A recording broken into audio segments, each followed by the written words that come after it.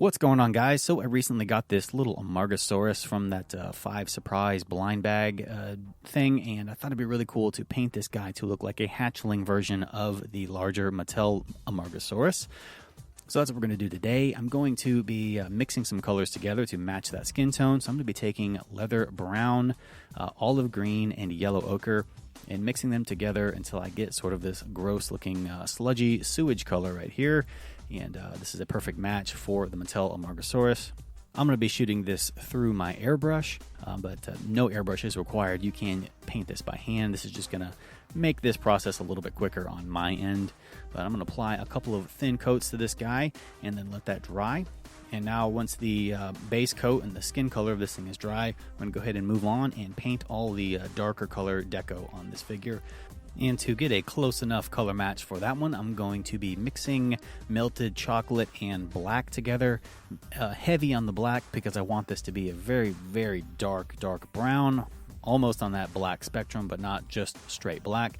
And then, of course, thin it down just a little bit and apply a couple of coats to the spines on the back.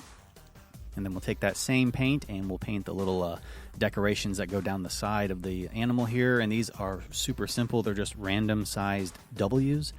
And I'm just trying to mimic the design on the back of the Mattel figure. So if you've got one on hand, then you've got that perfect reference material to try and copy that the best that you can. And of course, do a little paint deco on the face up here too. So the dark patterns are dried, and now it's time to go in and add all the red highlights on this figure. And I've just got basic red paint here with a fine tip brush, and I'm going to go in and just mimic the same type of design that's on the adult version.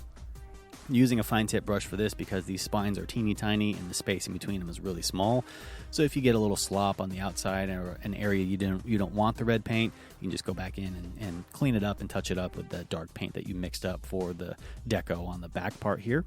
So when all the red is done, I'm going to go in and paint the inside of the mouth because his mouth is sculpted open. He actually has a very fierce sculpt to his face, unlike the adult versions that are just sort of docile looking. So I'm going to paint it with a flesh tone on the inside. While that's drying, we'll paint the eyeball black, just like the adult has. And then go back in now that the mouth is dried and get a very fine tip brush and try to get those teeth. Give it a nice little shade flesh wash in here just to bring out all the detail.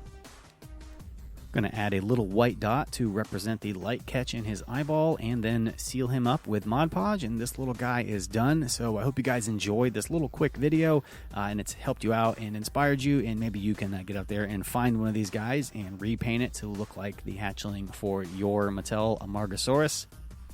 That's going to do it for me. If you guys need some more Jurassic Park related content, you know where to find me. Links will be in the description box below. You guys take care, and I'll see you in the next video.